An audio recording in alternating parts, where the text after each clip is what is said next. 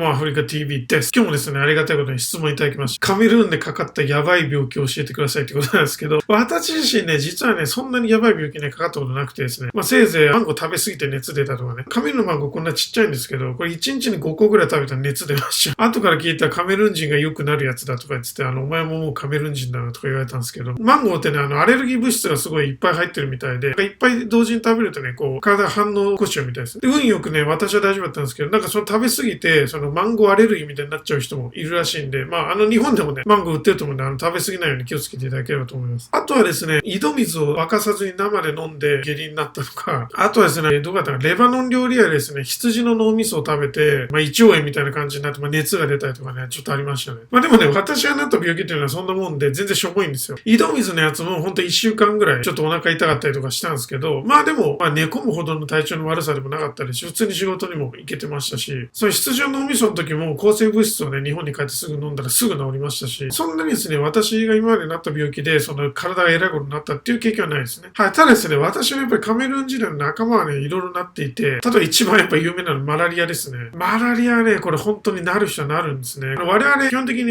予防薬飲むんですね。ただ、この予防薬がやっぱり人によっては副作用がきついんですね。例えば、悪夢を見てしまうとか、寝れなくなるとか、精神がちょっと不安定になるとか、もう結構、もう聞いただけでしんどいですよね。なので、正直ね、これ JICA の人はやっぱ飲んでくださいって言ってたんですけど、これなった人はやっぱ飲んでなかったですね。とか、普段飲んでるのにたまたま飲み忘れた時にやられちゃうっていう。はい。で、マラリアっていうのは、なんかウイルス性と思われがちなんですけど、実は寄生虫で、顔をね、媒介として人に移るんですね。なので、そのマラリアになってる人の血を吸った蚊が僕らに来ると、移っちゃいます。なんでね、結構蚊帳をして寝たりだとか、そういう薬飲んだりとか、蚊取り線香焚いたりとかね、結構気をつけるんですけど、やっぱりですね、数人に一人ぐらいはそれになっちゃう人いるんですね。で、これはですね、なった人が言うには、もう死ぬかと思ったって本当に言ってました。もう熱が一生このまま下がんないんじゃないかっていうぐらい高熱が続いて、本当にこう、意識が朦朧としてきちゃうみたいな状況になって、もう自分ってこうやって死んでくんだなっていう風に感じたって言ってました。で、私の同期もですね、実はマラリアになったんですけど、私の同期は病院に行った時は、病院の先生も実はマラリアになってて、多分病院の先生はね、軽いマラリアで数値がすごい低かったんで、なんか普通に業務してるらしいですけど、私の同期は、お前の体の中には私の100倍の寄生虫がいるっつって、いや、そのマラリア原虫っていうね、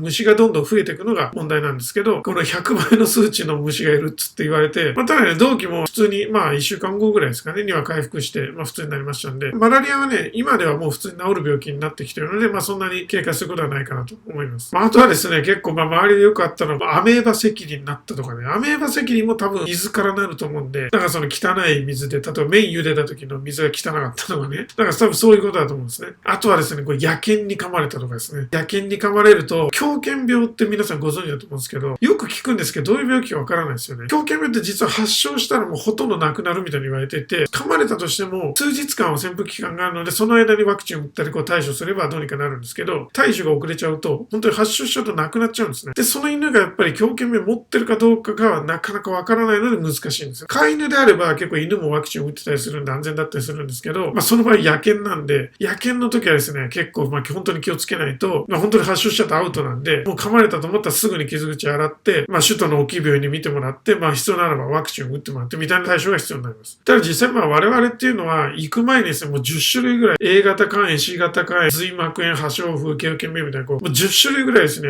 予防注射打たれていくんですよね。なんでよっぽどのことがなければそういう重い病気になることはないんですけど、やっぱりですね、気をつけてないとこういう病気ですね。あと野犬に噛まれるとかね、結構ね、こういうのは気をつけててもしょうがないところがあるんで、私はね、運よく本当に大丈夫だったんですけど、その井戸水を生で飲むとかね、あんまりそういううっかつなことはね、しないようにしようという。はい、特に今ね、このコロナの状況で皆さん病気にはね、非常に敏感になってると思うんですけど、カメルーン人っていうのは逆にコロナに対しての警戒心めちゃくちゃ薄いんですよ。なんでかっていうと、こういうもっとやばい病気が蔓延してるんで、だからもうコロナに対してはなんか普通の風邪ぐらいに思ってる人が多いみたいですね。じゃあそんな感じですね。今日はですね、カメルーンでかかってやばい病気ということでね、私がかかった病気あんまなくて申し訳なかったんですけど、友人がかかった病気とか紹介しました。はい、じゃあそんな感じでまた近々お会いしましょう。アビアント。